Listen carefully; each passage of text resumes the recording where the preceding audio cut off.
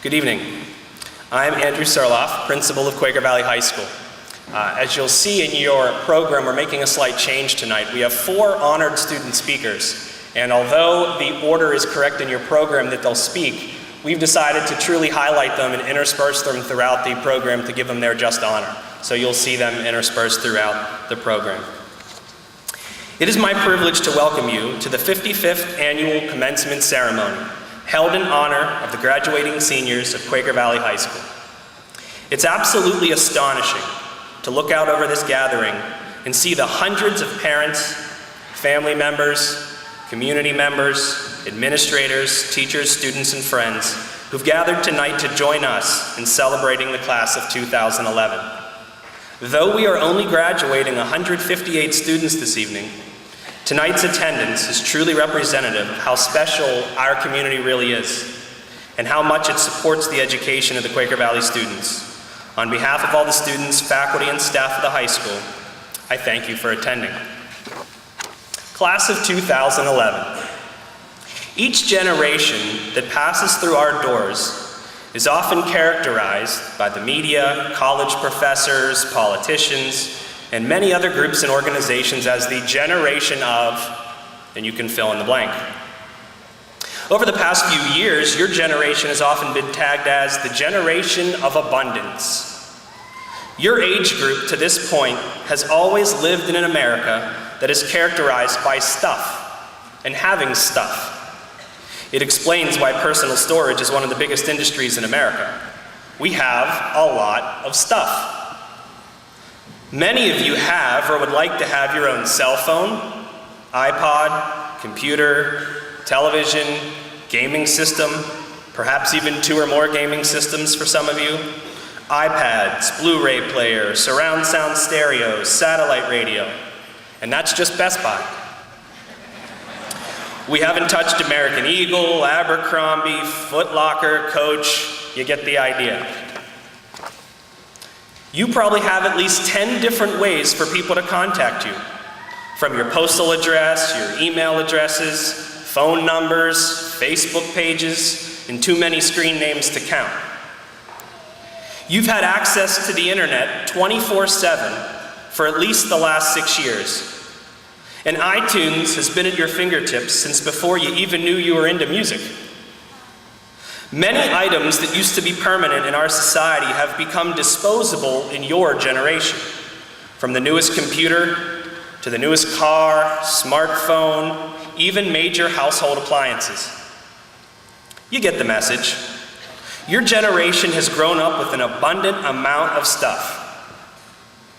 That said, my message to you tonight has nothing to do with the impact of all that stuff on your psyche, how it may affect your attention span, or even the politics of capitalism and consumerism.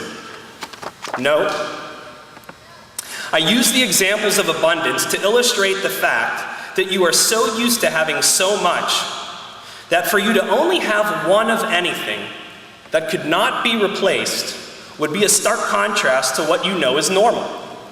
In fact, there are probably very few things in life that are truly irreplaceable and for which you only get one.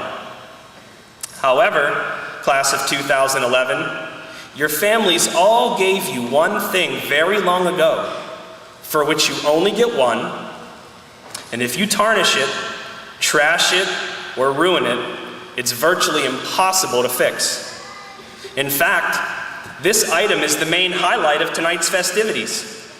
In about 25 minutes, you will walk across this stage to receive your diploma, and your full given name will be read aloud to the audience. Did you catch that? Can you figure out what the precious item is? If you missed it, it's your full given name. Not just your last name, that belongs to your family, but your full given name, that belongs solely to you. As you leave here tonight and go off into your future, your one and only name is something to cherish and take care of as you enter the next phase of your life. What's in a name, you ask? I would conclude there is more than Shakespeare would have you believe. With your name come your reputation, your character, your records, of all sorts, and hopefully more good than bad. And the representation of you is perceived by all of those around you. I urge you, the class of 2011, to take pause at this moment and reflect on this notion of your name. As you go forward, what do you want it to stand for? What records will be added? What reaction do you want people to hear or have when they hear it? What person comes to mind for you when you hear your own name read aloud? Class of 2011, remember what I said earlier about this prized item. If you tarnish it, trash it, or ruin it, it's virtually impossible to fix. I'm reminded of what my high school soccer coach used to tell us when we prepared to take the field. He'd say, before you decide what kind of effort you'll give tonight, remember that you play for the name on the back of the jersey every bit as much as the name on the front. You see, the name on the front is collectively measured in the wins and losses columns, while the name on the back is measured individually by effort, ethics, character, integrity, stats, dedication, and so much more. So tonight, the name Quaker Valley comes off the front of the jersey, and the only name left is the one on the back.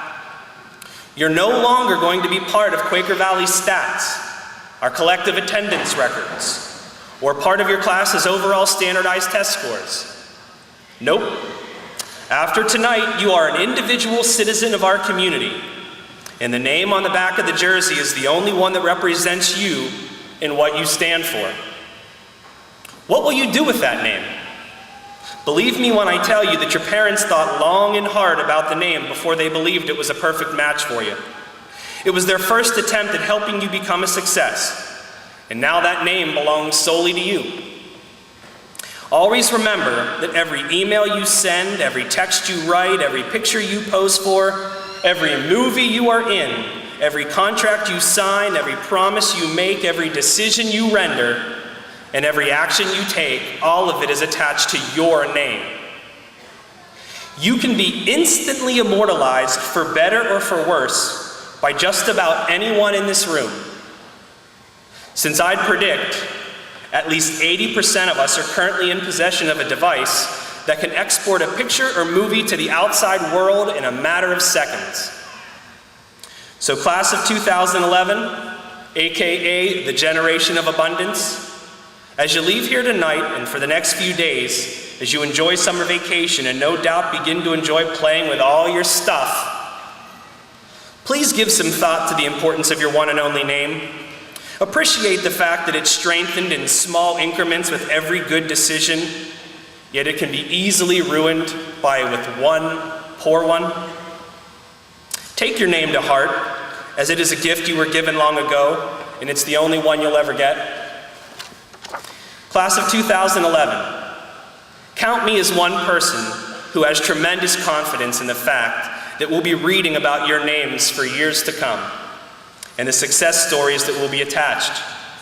From the future doctors here who will discover new cures, to the engineers who will help construct the future marvels of the world, to the artists who will challenge and dazzle with their talent. Class of 2011, I know you will be right and do right by your name. Thank you.